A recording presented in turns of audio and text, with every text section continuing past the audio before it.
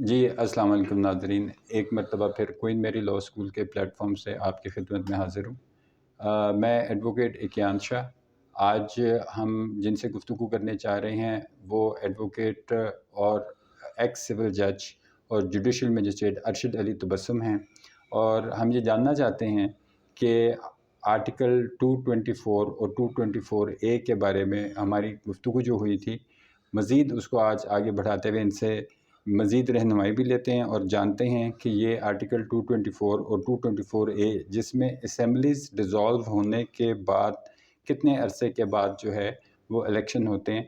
तो ये चीज़ें जो हैं ये आज हम अपने मेहमान गिरामी से मालूम करेंगे, और आपकी आगाही के लिए ये चीज़ एक अच्छी संग मील साबित होगी। तो आएँ आगाज़ करते हैं। अस्सलाम वालेकुम अर्शद वालेकुम अली अस्सलाम। साहब, क्या हाल चाल जी है जी? सर, खैरियत थैंक यू से? Very much. जैसे कि हमने पिछली दफ़ा भी आपसे इसके बारे में डिस्कशन की थी, और आज दोबारा हमें ये मौका मिला है कि हम आपकी मज़ीद रहनुमाई हासिल कर सकें। तो इसमें हम ये जानना चाहते हैं कि जो आर्टिकल 224 और 224 ए है आईन पाकिस्तान का, इसके बारे में अगर आप वजाहत फरमाएँ, ताकि जो हमारे देखने और सुनने वाले हैं वो ये जान सकें कि असम्बलीज़ डिज़ोल्व होना है कि कितने अरसे के बाद जो है वो इलेक्शन करवाना मैंडेटरी हो जाता है। जी, थैंक यू वेरी मच जी। बिस्मिल्लाहिर्रहमानिर्रहीम। जिस तरह हमने लास्ट लेक्चर में 224 या 224 ए को बड़ा थॉरली हमने डिस्कस किया। अब आपका सवाल उसके अंदर एक चीज़ के बारे में है कि जब असेंबली फ़ारग होती है, डिज़ॉल्व होती है, उसके अंदर उसके बाद जो इलेक्शन की टाइम पीरियड है वो क्या है? तो मैंने वहाँ उस वक़्त भी अर्ज़ किया था, तो हम उसको आगे लेके जाते हैं कि ये 2 सिचुएशंस में असेंबली डिसॉल्व होती है। एक तो असेंबली डिसॉल्व होगी अब आफ्टर कंप्लीशन हिज़ और हर जो इसका टर्म है कॉन्स्टिट्यूशन का, वो 2018 में असेंबली बनी थी। आइन के अंदर 5 साल का इसका टाइम पीरियड था, जो कि 17 अगस्त के 2023 में ये कंप्लीट हो रही है। अगर तो ये असेंबली अपना टेन्योर पूरा करे तो फिर इलेक्शन की जो डेट है वो अगले 2 महीने के अंदर है। एक तो ये सिचुएशन थी उसमें। नंबर 2, अगर उससे पहले ये असेंबली डिसॉल्व कर दी जाए तो फिर जो इंतखाबात या इलेक्शन होने हैं वो नेक्स्ट 3 मंथ के अंदर होने हैं। तो ये 2 चीज़ें हैं जो नाज़रीन को समझने की लिए ज़रूरत है, जो वहाँ शायद उस वक़्त क्लियर नहीं हो सकी। तो ये 2 चीज़ें समझनी चाहिए। अब इसकी ज़रूरत जो आजकल की जो सिचुएशन अराइज़ हुई है, कल परसों जो हमारे मुल्क में पॉलिटिकल जो एक मूव की है पीटीआई के चेयरमैन इमरान खान ने, और उसके ऊपर मैं देख रहा था और आप भी देख रहे थे कि मुख्तलिफ टीवी चैनल्स के ऊपर ये बहस शुरू हुई है कि अगर असेंबली डिसॉल्व कर देते हैं, जो पीटीआई के पास है 2 असेंबली, केपीके की और पंजाब की, तो गवर्नमेंट उसके अंदर इलेक्शन बाय इलेक्शन नहीं करवाती, क्या होगा? अगर बाय इलेक्शन जो है वो जो है वो होते हैं कुछ असेंबली के ऊपर, तो वो तो ख़त्म हो जाएगी बकौल उनके, जो ये असेंबली 17-18 अगस्त तक जा रही है 2023 तक। तो मैं उसके ऊपर ये बात क्लियर कर दूं कि 2 सिचुएशंस हैं। अगर तो पीटीआई के मेंबरान असेंबली से रिज़ाइन कर देते हैं, चाहे वो 60% भी क्यों ना हो, तो उस सूरत में उनके ऊपर जो बाय इलेक्शन होने हैं उस असेंबली के अंदर, चाहे वो केपीके के अंदर वो रिज़ाइन करें, चाहे पंजाब के अंदर रिज़ाइन करें, तो उसके अंदर जो इलेक्शन होंगे और नए मेंबरान होंगे, उन नए मेंबरान की जो उम्र है, लाइफ है मेंबरशिप की, वो अगस्त 2023 तक होगी। अच्छा, अच्छा, अच्छा। लेकिन दूसरी तरफ अगर ये असेंबली, चूँकि चीफ मिनिस्टर दोनों इन्हीं की पार्टी के, और जिस तरह काफ लीग है, इधर चीफ मिनिस्टर काफ लीग के, और उन्होंने भी कहा है कि मैं डिसॉल्व कर देता हूँ। अगर असेंबली डिसॉल्व होती है तो असेंबली डिसॉल्व होने के बाद केपीके में या पंजाब में उसके बाद जो इलेक्शन होने हैं वो बाय इलेक्शन नहीं होंगे, वो इनकी हद तक जनरल इलेक्शन ही होने हैं। ये लोग इसके ऊपर थोड़े से उसको गलत इंटरप्रेट कर रहे थे, और ये देखें कि अब मौजूदा सूरत हाल के अंदर अगर ये असेंबली डिज़ोल्व होने के बाद इंतखाबात होने हैं तो इनको कुछ नहीं करना पड़ना, ये दर्द सर इलेक्शन कमीशन का है, उनकी कॉन्स्टिट्यूशनल ड्यूटी है कि वो 3 महीने के अंदर अंदर इंतखाबात करवाए। और जब वो इंतखाबात करवाएंगे तो ये भूल जाएंगे वो असेंबली अगस्त 2023 तक जाएगी, वो अगले 5 साल के लिए होगी। जी जी जी एक ये जी चीज़ है। जी तो अब इसके इम्प्लीकेशन पॉलिटिकल क्या होंगे अगर ये असेंबली ये डिज़ोल्व करते हैं? तो पहली बात, उससे पहले पहले 3 महीने के अंदर अंदर, वो 3 महीना मैक्सिमम है, वो 1 महीना 1.5 महीना 2 महीने के अंदर भी हो सकते हैं। तो अगर 3 महीने के अंदर अंदर इंतखाबात होते हैं और जो एक पॉलिटिकल वेव नज़र आ रही है हमें, उसके अंदर तो हमें लग रहा है कि पीटीआई 2/3 नहीं बल्कि वो तो 75% सीटें लेके एटलीस्ट आ जाएगी और उधर केपीके में भी आ जाएगी। तो इमरान खान की मूव अगर ये आप देखें कि असेंबली डिज़ोल्व करने की सूरत में मोर देन 60% जो है वो तो सीटें इधर जो सूबे वहीं से निकले हैं नेशनल असेंबली की भी। तो नेशनल असेंबली चाहे ये नहीं भी करते, अब वो नहीं करेंगे तो उनको नुकसान होगा पीडीएम वालों को। क्यों? क्योंकि ये तो 2-3 महीने हम ये फ़र्ज़ कर रहे हैं कि वो जी असेंबली डिज़ोल्व नहीं करते, नेशनल असेंबली है उनके पास और उधर बलूचिस्तान है और उधर सिंध है। फ़र्ज़ करें वो कहते हैं जी हमने तो नहीं करनी, तो क्या होगा? ये बेनिफिट इमरान खान को क्या है? उसका ये होगा कि नए इलेक्शन हो गए 3 महीने के अंदर अंदर, इनके चीफ मिनिस्टर भी आ गए। अब अगस्त तो उतनी देर में आ गया, वो नेशनल असेंबली डिज़ोल्व हुई, सितंबर अक्टूबर में जाके वो नेशनल असेंबली के इलेक्शन होंगे। अब जब नेशनल असेंबली के इलेक्शन हो रहे हैं तो पंजाब में care taker prime minister chief minister नहीं आएगा, वो वही चीफ मिनिस्टर होगा जो पीटीआई ने नामजद किया होगा। केपीके में भी care taker prime minister chief minister नहीं आएगा, वहाँ पे भी वही होगा जो इससे पहले इस असेंबली डिज़ोल्व के होने के बाद मुंतखब हुआ है अगले 5 साल के लिए इन दोनों में। तो फिर आप उसके इम्प्लीकेशंस देख लें क्या होंगे कि फिर पंजाब में जो मोर देन 50% नेशनल असेंबली की सीटें इधर से निकलनी है, तो क्या पीडीएम अफोर्ड कर सकती है कि उधर चीफ मिनिस्टर बैठा हो पीटीआई का और वहाँ से इलेक्शन नेशनल असेंबली के हो रहे हैं और वो इलेक्शन जो है वो इनकी मौजूदगी में हो, तो उनका क्या बनेगा? उधर पीटीआई में भी ये इलेक्शन हो रहे हैं, उधर केपीके में भी इलेक्शन हो रहे हैं, उधर भी चीफ मिनिस्टर इनका बैठा हुआ है, तो इनका क्या बनेगा? अब ये एक पॉलिटिकल एक तो मूव उस हवाले से बड़ी दिलचस्प और बड़ी ज़बरदस्त है। अब इसके काउंटर में सिर्फ एक दो चीज़ें, एक तो वो लेके आते थे काउंटर आर्गूमेंट के नहीं जी नहीं ये बाय इलेक्शन होंगे, हम बाय इलेक्शन नहीं करते। तो वैसा नहीं है, वो बाय इलेक्शन ये समझ लिया जाए कि वो बाय इलेक्शन नहीं होने, वो इसके हद तक जनरल इलेक्शन होने, उससे पहले पीटीआई की गवर्नमेंट बन चुकी होगी और जब तक इसके अब ये जो इलेक्शन होने हैं इसके अगर हम डिज़ोल्व के बाद, तो जितनी देर तक केयर टेकर चीफ मिनिस्टर नहीं आता, ये जो 3 महीने के अंदर अंदर होने हम प्रज्यूम कर रहे हैं कि उन्होंने असम्बलियाँ डिज़ोल्व की है, तो उतनी देर तक दोनों सूबों में चीफ मिनिस्टर भी इन्होंने ही रहना है। वो महीना है 1.5 महीना है, जितना वो देर करेंगे करते रहे भाई। उसका प्रोसीजर हम पढ़ चुके हैं कि वो जो है वो दोनों जो outgoing leader of the opposition है और आउटगोइंग जो चीफ मिनिस्टर है उनकी कंकरेंट से चीफ मिनिस्टर केयर टेकर आएगा और अगर नहीं आता तो उसका ये प्रोसीजर इलेक्शन कमीशन को अपने नाम भेजेंगे, इलेक्शन कमीशन करेगा, नहीं होते तो सुप्रीम कोर्ट वगैरह, वो अलग हम पढ़ चुके हैं। तो ये एक चीज़ देख ली जाए कि उतनी देर महीना 1.5 महीना अगर ये असेंबली डिज़ोल्व होती है, हफ्ता 10 दिन, जितनी देर तक केयर टेकर नहीं आएंगे इन्होंने रहना है। 3 महीने से इलेक्शन आगे नहीं जा सकते चूँकि ये वायलेशन हो जाएगी फिर उस आर्टिकल की जो ड्यूटी बाउंड करता है यही 224 और 224 से इलेक्शन कमीशन को कि उसने 3 महीने के अंदर इंतखाबात करवाने ही करवाने हैं। ये आप अर्शद साहब बता रहे हैं कि डिज़ोल्व होने की सूरत में हाँ, ये उनकी वो ड्यूटी बाउंड है कि वो 3 महीने से ज़्यादा एक दिन नहीं ले 90 रोज़ सकते। के अंदर उन्होंने ये 90 दिन के अंदर 90 अगर दिन के नहीं रोज़ कराएंगे तो ठीक है। इसकी बेस के ऊपर, क्योंकि उसने कॉन्स्टिट्यूशन को वायलेट कर दिया है, उस ठीक है। बंदे को उस चारों मेंबरान और चीफ इलेक्शन कमीशन को आर्टिकल 209 के तहत आप इम्पीच कर सकते हो, उसकी छुट्टी करवा सकते हैं क्योंकि वो वायलेट किया है। अब उसने express provision of the constitution को, जो उसकी ड्यूटी है, वो तो बड़ा ही इसलिए तनख्वाहें इसलिए लेते हैं कि साल 6 महीने 5 महीने जो भी होंगे वो तो रेडी रहे। तो अर्शद साहब जिस वक़्त जो मुख्तलिफ़ आरा लोगों की आ रही हैं इसके बारे में और लोग इसके बारे में सवालात भी कर रहे हैं और हमें सवालात काफ़ी भेज भी रहे हैं इस बारे में, तो आप ये रहनुमाई फरमाएँ कि इस वक़्त अगर जो एक मौजूदा सूरत-ए-हाल एक ऐसी बन गई कि जो हम आर्टिकल 224 के बारे में पहले गुफ्तगू कर चुके हैं और आज दोबारा उसी के बारे में गुफ्तगू कर रहे हैं, और उसमें ये मिसाल जो है ये बहुत वैलिड आपने इसके अंदर फिट इन कर दी कि ये जो असेंबली डिसॉल्व का है प्रोसेस, कि अगर वो अपनी मुद्दत से पहले कर दें तो 90 रोज़ के अंदर वो पाबंद हैं इस बात के कि उन्होंने इलेक्शन करवाना है।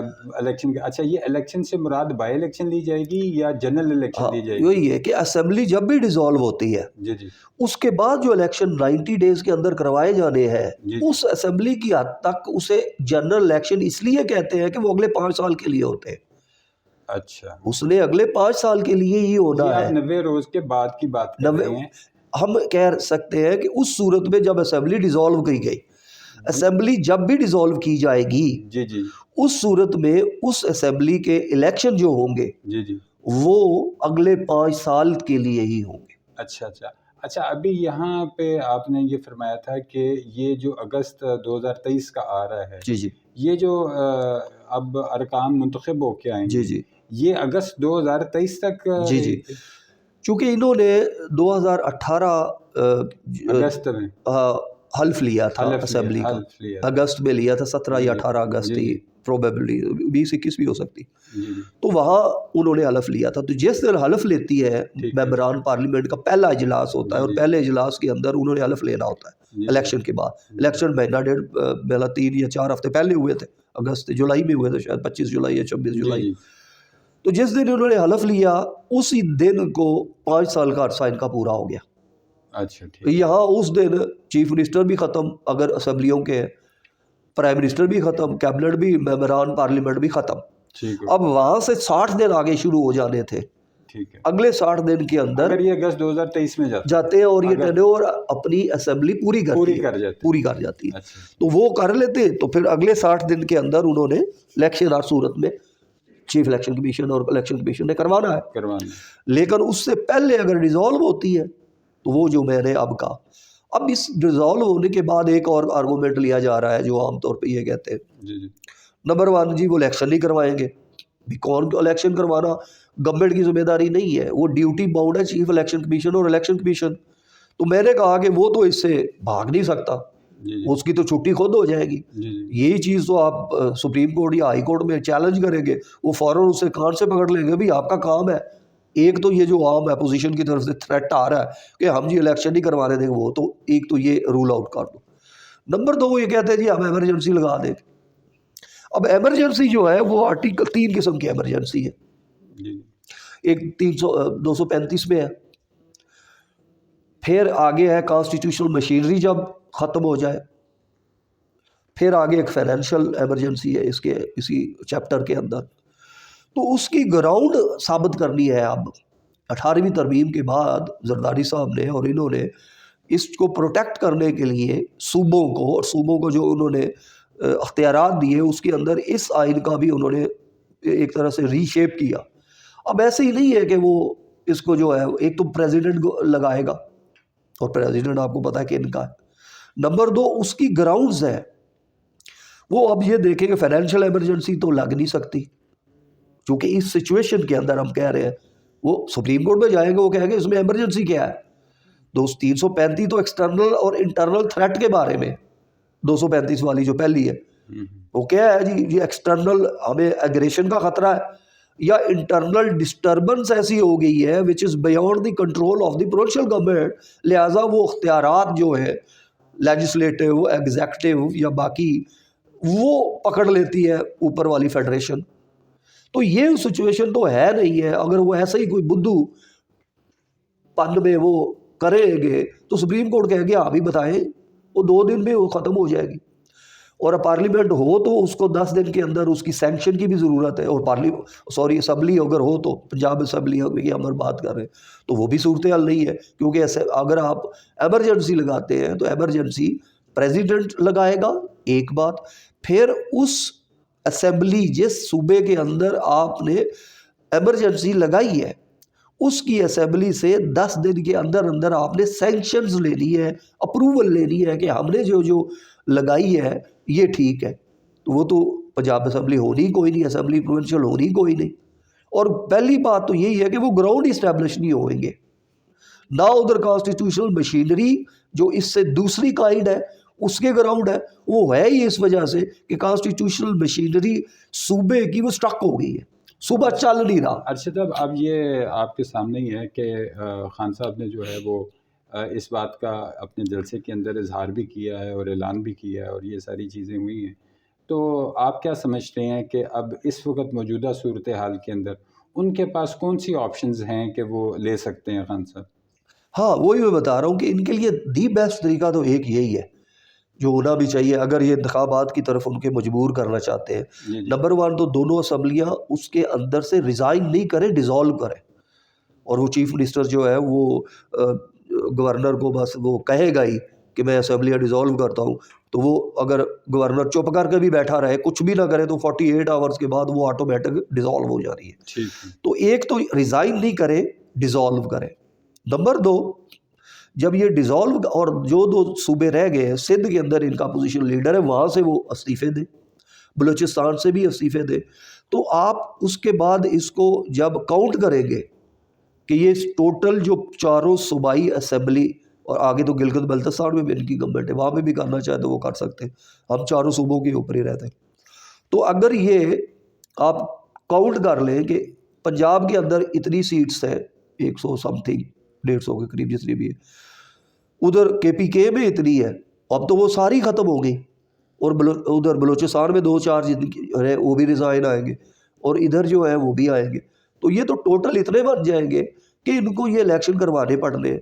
अब इलेक्शन क्यों करवाने पड़ने हैं? अगर वो नहीं भी करवाएंगे तो ये जो दो सिचुएशन मैंने बताई है ना, ये अफोर्ड कर सकेंगे कि इलेक्शन खाली पंजाब में अब हो जाए।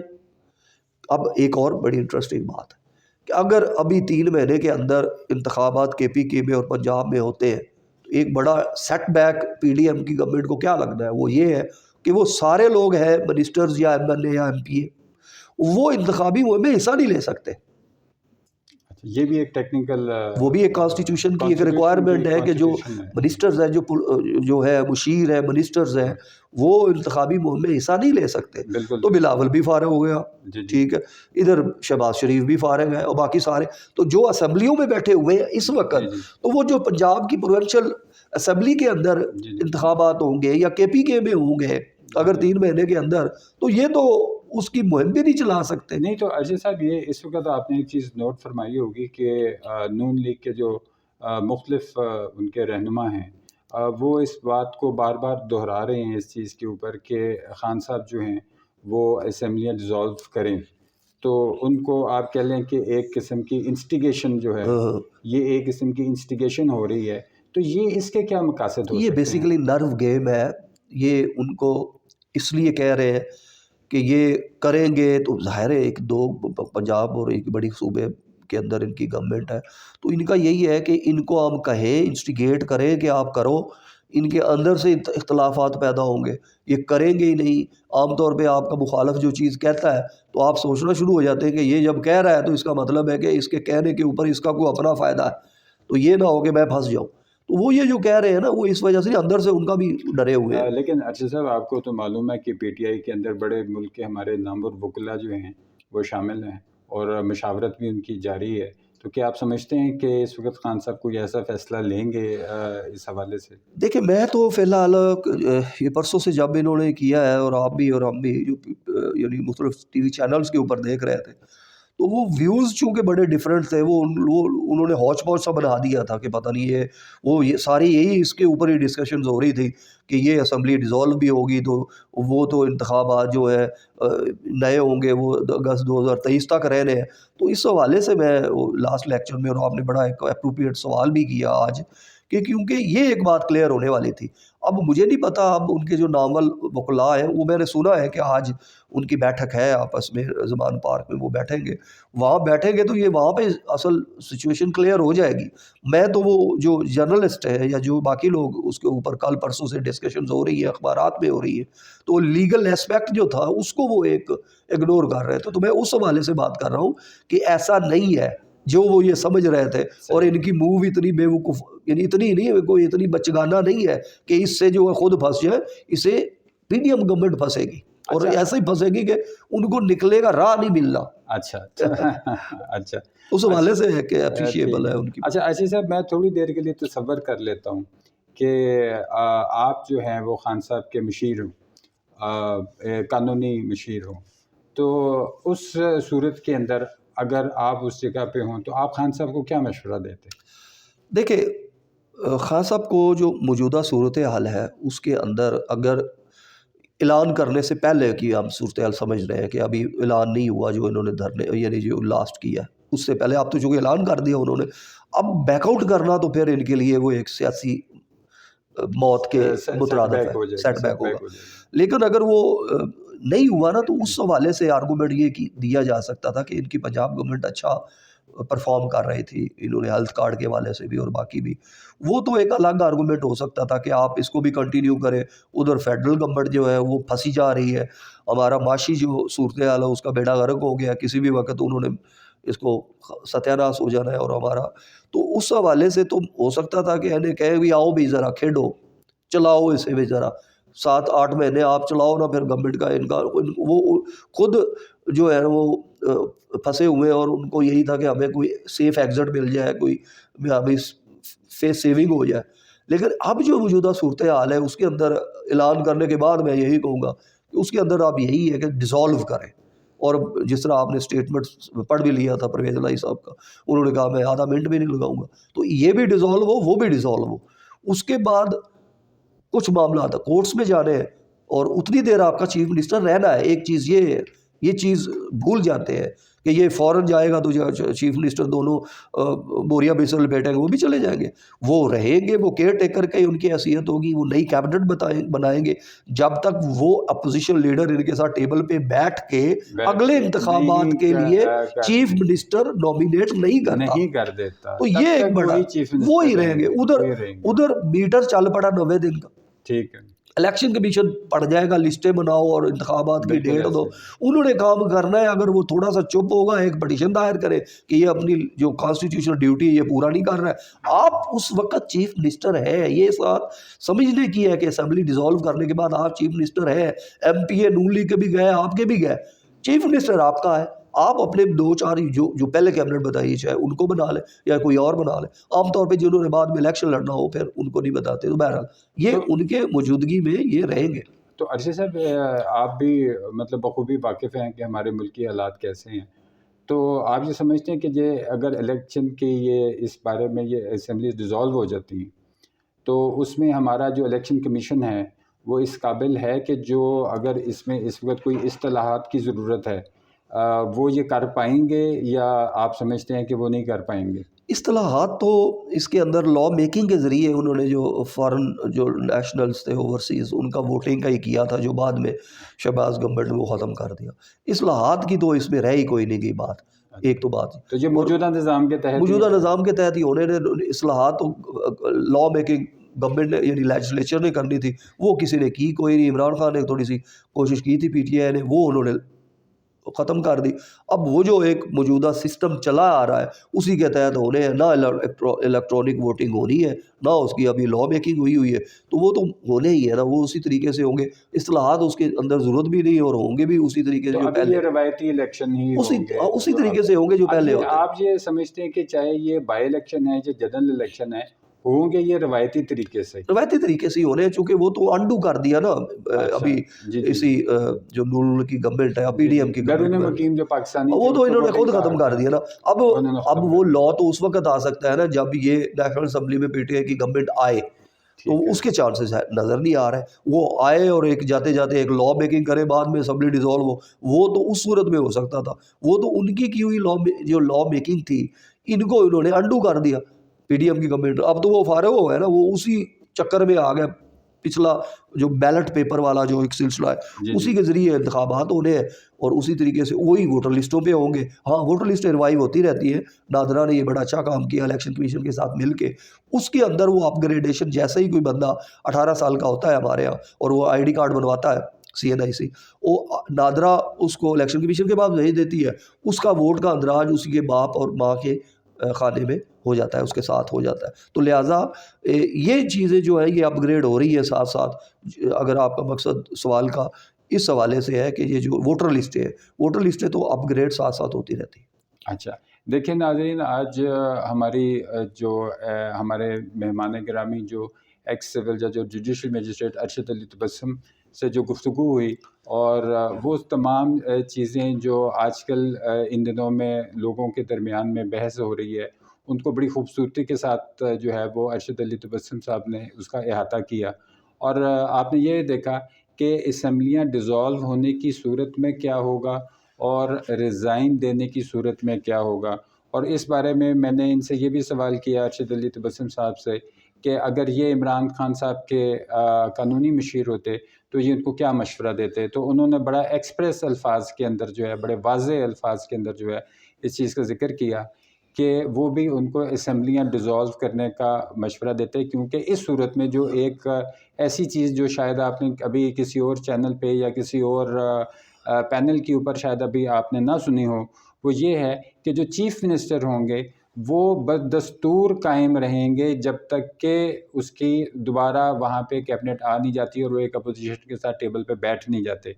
हम बहुत शुक्रगुज़ार हैं अपने मेहमान गिरामी के कि उन्होंने अपनी मसरूफ़ियत में से ये वक्त हमारे लिए निकाला, और हम बेहद मशकूर हैं ये क्वीन मैरी लॉ स्कूल के प्लेटफॉर्म से कि उन्होंने हमें ये सहूलत मुहैया की कि हम इस प्लेटफॉर्म से आवाम की आगही के लिए जो है जो कानूनी मामलात हैं उनकी दुरुस्तगी और रिकॉर्ड की दुरुस्तगी के लिए जो काम हम कर सकते हैं वो हम कर रहे हैं। मैं नाज़रीन इजाज़त चाहूँगा आपसे अगली वीडियो तक। अगली वीडियो में इंशाअल्लाह ताला हम दोबारा अरशद अली तबस्सुम साहब से जो है वो एक बार फिर दोबारा दरख्वास्त करेंगे कि वो अपनी मसरूफ़ियत में से चंद लम्हे जो हैं वो हमें दें, ताकि हम इन चीज़ों को जो है फिर आपके सामने लेके आएँ और आपके साथ नई से नई चीज़ें जो हैं वो शेयर करें। आपको अगर ये वीडियो पसंद आई हो तो आप इस चैनल को सब्सक्राइब करें और इसको लाइक करें और अपने फ्रेंड्स के साथ और रिलेटिव्स के साथ इस वीडियो को शेयर करें और बेल के आइकॉन को जो है वो प्रेस करें। ठीक है, thank you very much. Advocate Ikyan Shah को इजाज़त दीजिए। अल्लाह हाफ़िज़।